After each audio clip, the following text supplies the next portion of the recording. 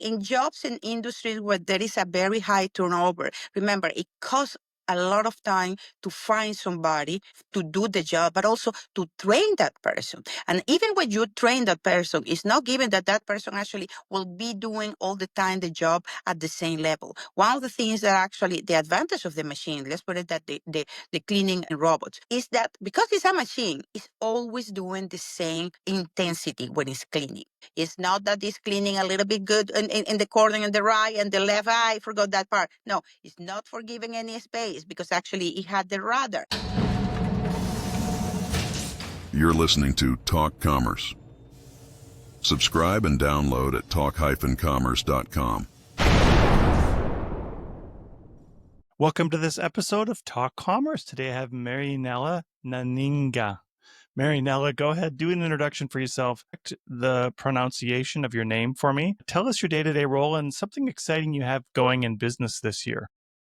Yes, hello. Thank you very much, Brent. As I say, my name is Marianela Nanninga from ToDo Robotics, and there are a lot of things coming into my work in the neck of the woods in terms of technologies, AI, and a new way of see the world through the lenses of new vision. Let's put it in this way. We are fresh of participation in NRS, a National Retail Federation event in New York, and it was quite an experience. We had the opportunity to introduce new products and new technology and some new applications. So yes, a lot of things going on.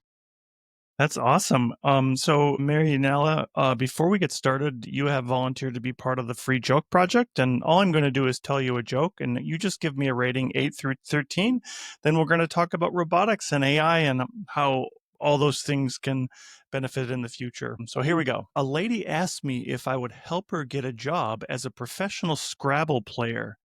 I put in a good word for her. I give you a 10.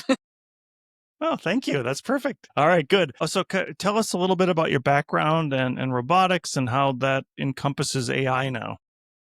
Yes, for more than 15 years, I had been actually working in the area of technologies, business development for technology, consumer electronics, different on-site deployments, companies doing selling to big box companies and retailers. My background is in technology. I love technology. I always like technology. And I had the opportunity actually in this role, travel extensively in Asia around, I don't know, 10 years ago, I was in South Korea, Seoul. I saw for the first time a robot. I was in a restaurant. It was bringing me my food. It was a very tiny thing and very not working very well, but it was so funny. And I look at that and I said, here we are. That's what I want to do in the future. I want to sell robots, but real robots. I thought that was entertaining and fun, but it was super slow. So I said, do I still not that into the market? Of course, for the American public, I knew already that was way too far away. And, but that remains in my mind. Passing the years, and in 2020, I was in CES, the big show in Las Vegas, and consumer electronic shows. So I was there, and for the first time, I saw a robot that had a different kind of application. Remember that robotics had been in the industry, in the industrial and a manufacturer level for almost 40 years. So it's nothing really new. What is new is actually the application for commercial purposes and the idea that now you can have devices that can help you literally your life in your small world. Let's put it in this way, doing a specific task. So that was actually, I fell in love with the robots per se, and then I contacted that company, initiate the conversation. But long story short, COVID started. Honestly, everything was put on hold, like the rest of the world. But 2 years later, I had the opportunity of being hired as a business development director for another company that gave me in some way carte blanche and say, hey, would you like to develop a couple of new projects for us? And I said, yes, I had something in mind. So I presented multiple projects. They actually select this one and a couple of them. And among of them, this was this one. And I had my first amount of money to actually put it and buy robots and test the robots, learn how to deploy the robots, put the robots in real operations in restaurants, see really the reaction of the customers, of the owners, where were the shortcomings. And we actually had, it was a great experience, of really hands-on. We actually bought multiple robots, I learned how to deploy multiple robots. And that experience, after 8 months, I came out and say, hey, we're ready to roll into the market. And I present all my documents, go to market, marketing plan, sales plan, projections, name it. We did it. It's presented to the board, and the board say no. Ta-da! My heart was broken. And I actually, myself, I was really, really, when you put the heart in something that you said, that's my call, but I didn't know how to really do it. It took me another 2 months to finally get the decision. I was very bummed. And then at a certain point, somebody told me, it's like, let me understand. How many people in that whole company know how to deploy the robots? He said, only me. How many people had sold the robots? Only me. How many people work in the business plan, projection, etc.? Only me. He said, so you had your answer. You are the company. I was the company. But I need somebody that shake my head. And here we are. 3 years later, I'm here. I decide actually to say, you know what? I give my notice to the company and open my company, my own company. Contact the manufacturer, explain the situation, and say, I'm going to do it by myself. And honestly, at the beginning, I think that they were very doubting. This crazy Latina lady from Atlanta is going to do what by herself? It is a woman. It's Latin. What do you know about robots? See, a little bit of experience. I had put already like a 3 robots and say, but I can learn. Actually, they were very nice, send engineers. I actually did the training, went with them and start to sell. Long story short, 250 robots later, here I am. Yeah, that's a incredible story, and really goes to show how entrepreneurs can change the landscape and see beyond what a board would see and what a group of people, even in a company, can see. My experience has been with handwriting. I know that a lot of companies now use robots to handwritten notes, and they just have a pen and a plotter that will handwrite notes. But so tell us your application for robots and tell us how it's really made an impact. Yes, well, we actually had different lines of robots that we distribute. We had what we call it the server robots, that are the ones that actually bringing things from one place to another. So the most popular that you see right now in the market is our model that is called BellaBot. The manufacturer is called ToDo Robotics, and BellaBot is actually working pretty steady in restaurants. Actually, in most of the restaurant is used to actually, like the runner, bring the food from the back of the house to each one of the table, is actually doing it on time, without hiccups, without making mistakes. So she is very reliable. She's used also some in other places to bring, for instance, drinks. For instance, a lot of Mexican places use the robot to bring the chips. They call it in Spanish the chipera, because it means she's the one in charge of the chips in every table. So this is the interesting about the technology, is that at the end of the day is a robot, is a device that is up to the programmer, the installer, to help to actually the operations inside what the restaurant is doing. So it is a support, is not taking over. And this is very important to understand. It's not really taking over the waiter. You still need the waiter to place the orders. You need still the waiters to actually order all the things. What it helps is actually, it helps the waiter, because now instead the waiter to go back and forth, the waiter can stay in its location, and actually it's the robot going back and forth and back and forth. So it is most of the time in the restaurants, when we put the robot, at the beginning, every waiter, when we show up, it's like, oh my God, here we are, my replacement. But shortly, they are the first one to say, thank you very much. Especially restaurants that actually carry, for instance, plates that are very heavy. I had one of it, lot of Mexican restaurants, and they used to have this place, these things, big dishes, very heavy, called molcajete, super heavy. And now when is the robot bringing the molcajetes, is all the way to, thanks God, my back is saying thank you. Same thing in the cleaning industry. We had cleaning robots, I mean, like vacuum cleaning robots, scrubber robots, but commercial level. So imagine like a mega super Roomba on steroids that actually can do, I don't know, 20,000 square feet per hour, and is able to actually very precise, do the cleaning, very precise, very. So that job actually is not that it's taking the job of the person, the operator that normally is you doing. No, no, no, no. That operator is still the operator of the machine. And while the machine is actually cleaning, doing the back and forth, cleaning the area, that person is actually concentrating, cleaning the rest of the things that had to be cleaned, like at the baseboards, handles, windows, etc. So in areas where there is actually heavy, repetitive jobs, this robot really give an incredible hand, and it's actually become like the assistants, personal assistant of the operators. Yeah, I mean that's such a great analogy, and I heard a similar analogy on power tools, and we used to have a drill would you'd have to hand crank a drill to make a hole, and then suddenly they had a drill that has a motor in it, and it's the same principle where it's enabling people to do their jobs better, and it's enabling craftspeople to make their craft better, and it's enabling, like you said, workers to do maybe less redundant tasks and to do tasks that are more important or better where it requires the human to do it. And I guess one other comment is that it allows business owners to also hire a more skilled workforce and have a more consistent workforce, right? Because they know some of these harder tasks that maybe some people aren't going to do are going to get done. Absolutely. In jobs and industries where there is a very high turnover, remember, it costs a lot of time to find somebody to do the job, but also to train that person. And even when you train that person, it's not given that that person actually will be doing all the time the job at the same level. One of the things that actually the advantage of the machine, let's put it that the cleaning robots, is that because it's a machine, it's always doing the same intensity when it's cleaning.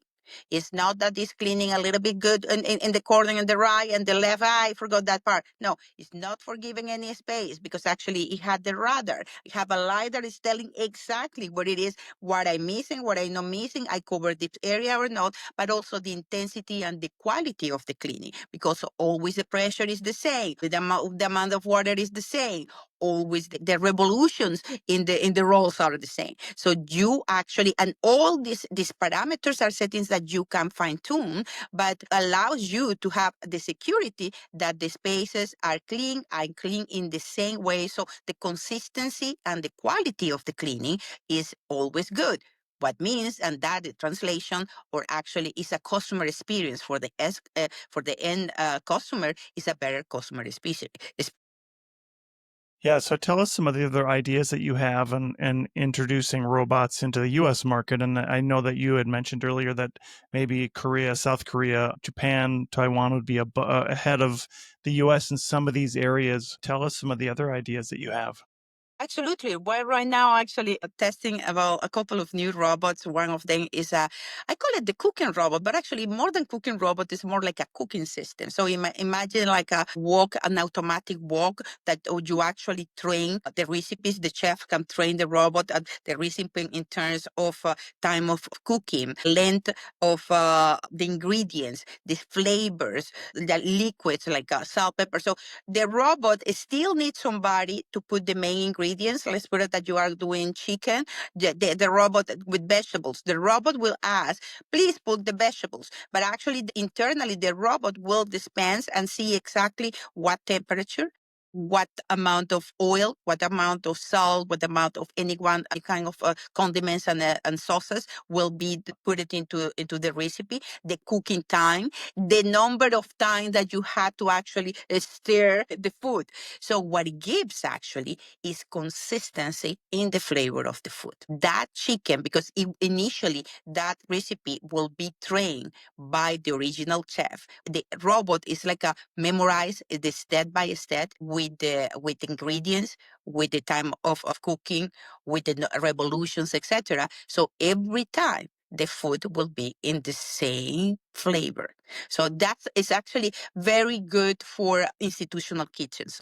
We're talking about schools. We're talking about big cafeterias, areas that actually have a very big number of repetitive food that is always more or less the same consistency. And we Yeah, also so have, I think we also had robots actually going into the senior living facilities where the robots actually will go and make and make company and do the rounds in the senior living facilities to ensure the well-being of the each one of the guests, but also to actually connect with them and do like a telemedicine visits with your doctors as well.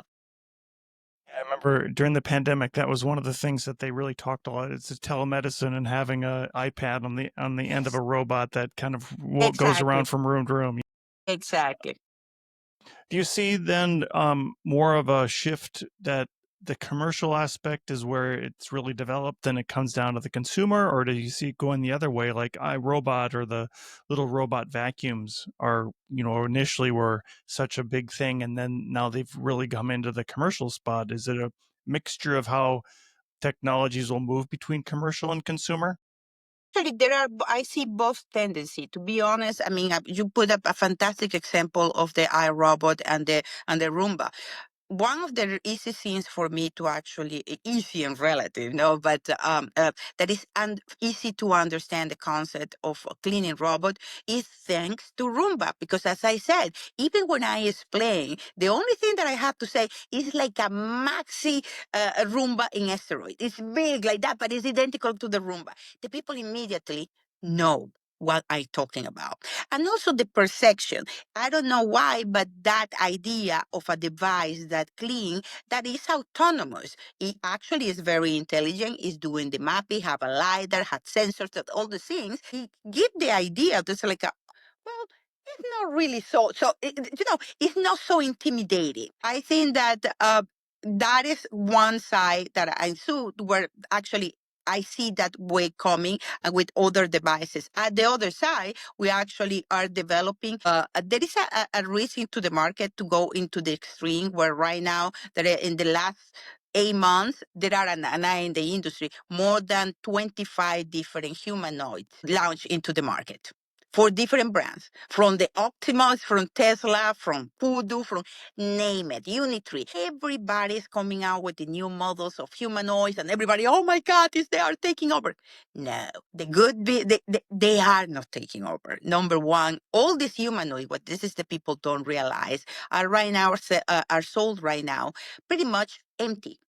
They are actually without software. R&D operations that actually are developing right now. Because honestly, in the future, there are some tasks that definitely the humanoids could be done risky tasks that actually that are repetitive, that have involved some kind of danger for the people that is doing it, that those robots will be able to do it. But actually to arrive to that point that is actually the robot can do it is take a lot of R&D in software.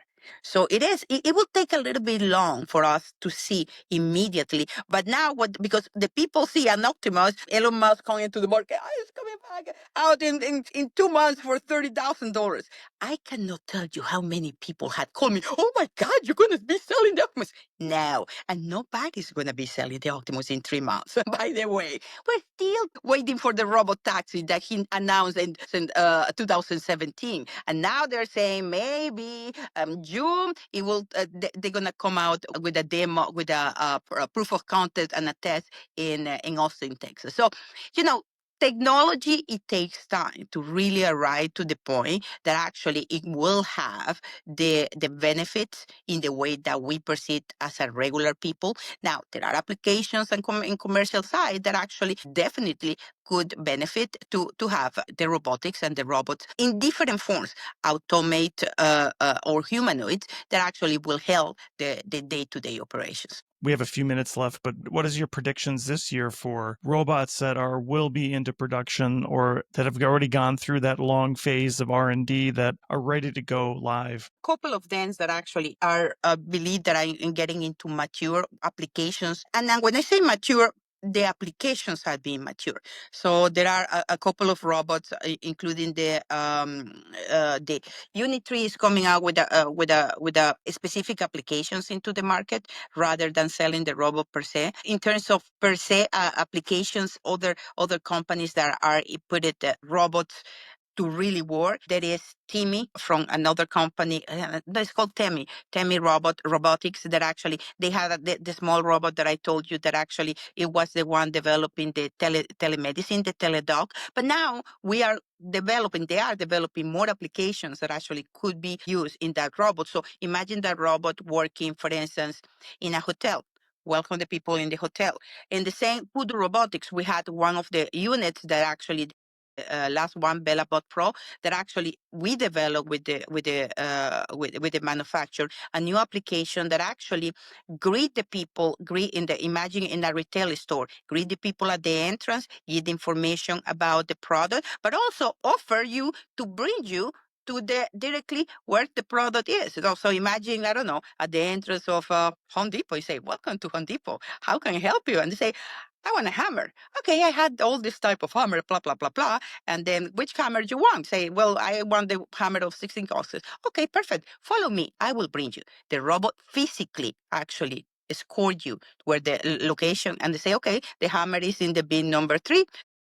Can I help him with something else?" And if it's not, "Okay, thank you. Have a good day," and go back. So this is already exists. The technology already exists, but still, you will see more companies actually trying to test these applications really in real life. There is a curve, the same thing that we saw in the restaurants. There is a curve that the people had to adapt to actually to be the presence of the robot, get that initial phase, get us like, okay, what the robot is gonna do for me is talking to me. And also at the other side, from the developing start point, we are actually how much you want really the robot to have AI, for instance. We tested that. The funny thing is that we realized it's like I don't want the robot have to complete AI. We try to limit the language to instead of LLM, so large language, to SLM, so it's more language to say, okay, you're gonna talk about this product. And even with SLM, it's still too much. Because then what you have a chatty salesperson that is saying, "Oh yes, because blah blah blah," and you are like, "Okay, come on, no." So we had to find the balance. Do you want really the application of all the AI, or do you want to actually write a very, very intelligent algorithm to follow? There is no answer, but we're trying.